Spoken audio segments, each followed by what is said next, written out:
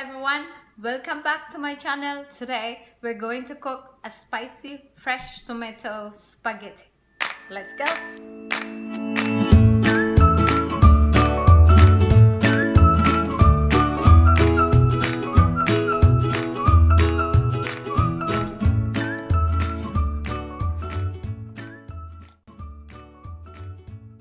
And for our ingredients, meron tayong fresh tomatoes,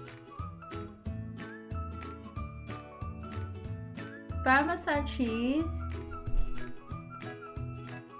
diced onions, fresh basil, tomato paste, dried mixed herbs,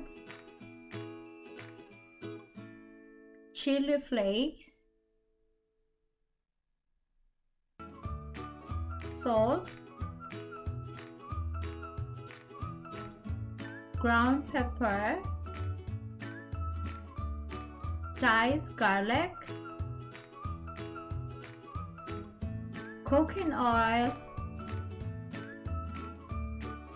and spaghetti pasta.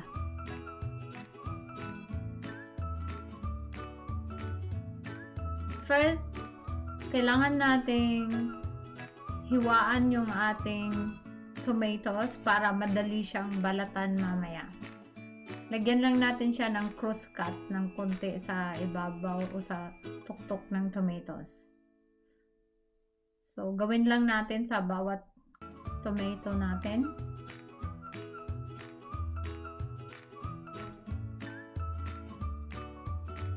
At pagkatapos natin siyang lagyan ng hiwa, ibalik natin siya sa malinis na bowl at atin na siyang ilublob sa mainit na tubig. So, ito na yung tubig natin, kumukulo na. Kailangan yung tubig nyo is hot boiling. So, ilagay natin siya ng at least 15 seconds. Kailangan na-cover ng tubig yung ating mga tomato.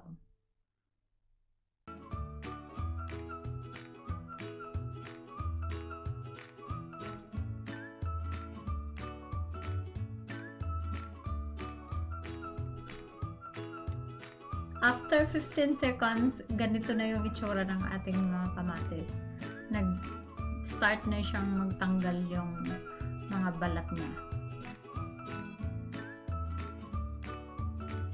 I-ahon lang natin siya sa mainit na tubig. Ilagay natin ulit sa malinis na bowl.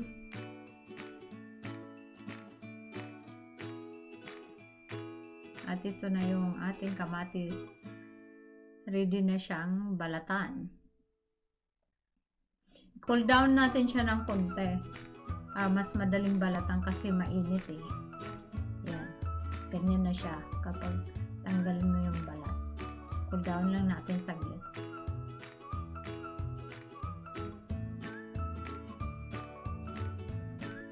So, kapag nag-cool down na siya, babalatan na natin isa-isa.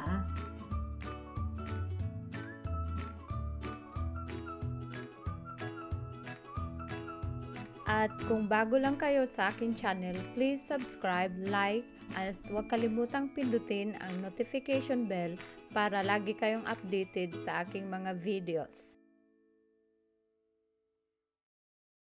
After nating balatan, ganito na yung ating tomato na wala na siyang balat. Ganyan na yung itsura. Ayan. So, ngayon, hihiwain na naman natin siya. You have to cut the spilled tomatoes into cubes. Dahan-dahan lang tayo sa pag-slice ng ating mga tomato kasi madulas siya sa kamay. Gawa ng wala na siyang balat. And for the complete ingredients, please check the description below.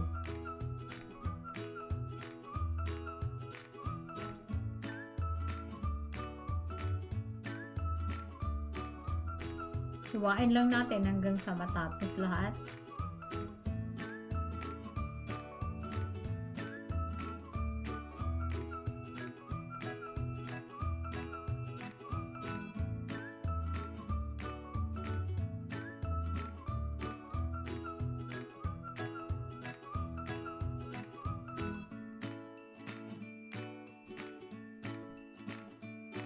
At tapos na ang ating tomatoes. Nahiwa na natin lahat. Ayan na. Ready na para gawin natin tomato sauce.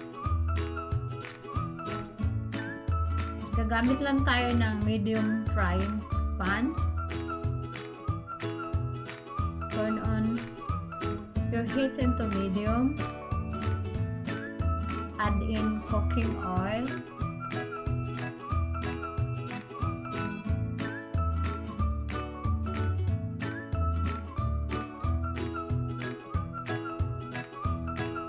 Init lang natin saglit yung ating mantika. Then, lagay na natin yung ating diced onion.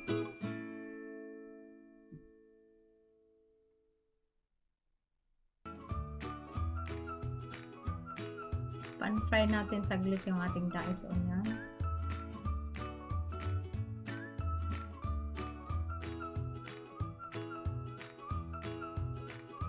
Kapag nag-start na siyang mag-caramelize,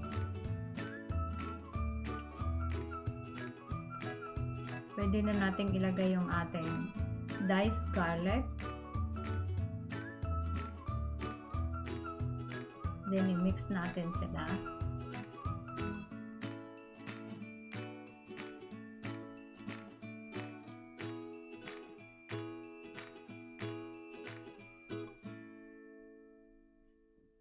Kapag totally nag-caramelize na yung ating onions at yung garlic, add in natin yung ating chili flakes at i-fry natin together.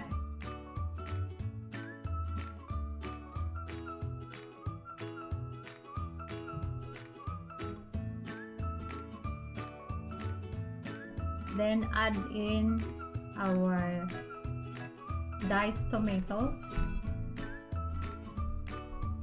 And mix lang natin ng maigi para mag-blend yung ating mga seasonings together with the tomatoes.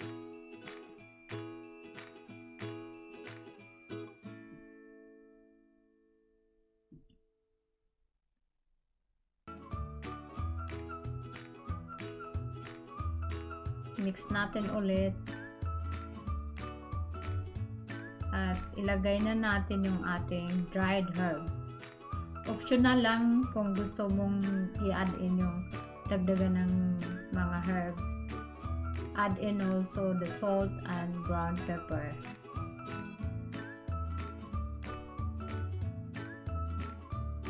And then mix natin ulit para mag-incorporate yung lasa.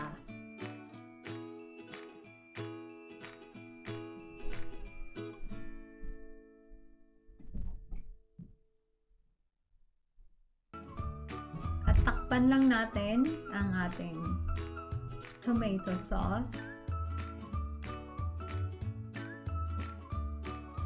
At simmer natin siya in medium heat for 4 to 5 minutes.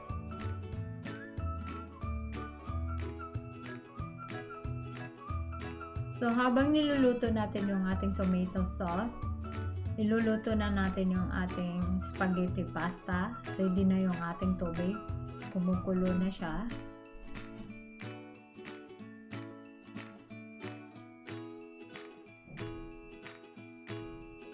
Lagay lang natin yung ating pasta.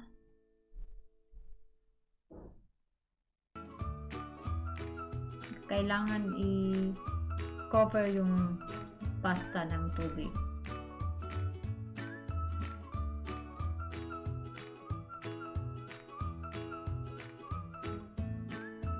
After a few minutes, luto na yung pasta natin.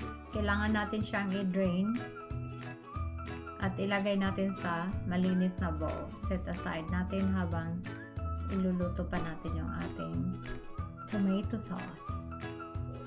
At after 5 minutes, ito na yung ating tomato sauce. Kung makita nyo,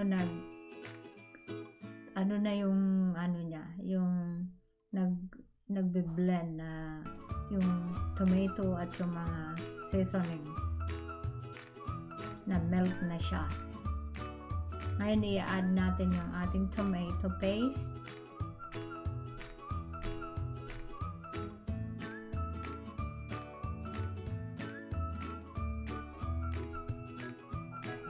Mix lang natin silang maigi.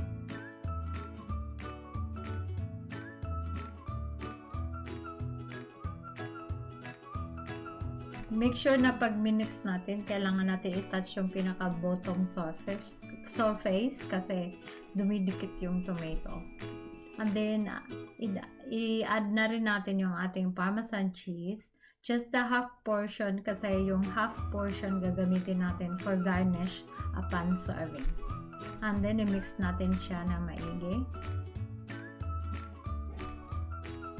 And lastly, i-add in natin yung ating fresh basil. At i-mix natin ulit. And this time, ang sauce natin ay sobrang bango na. At sobrang sarap. Dahil yung lahat ng lasa ay nag-incorporate na siya. Mix lang natin maigi. At ready na ang ating spicy spaghetti sauce. Ang ating spicy fresh tomato spaghetti sauce is ready. I hope nagustuhan yung aming recipe, guys. Thanks for watching.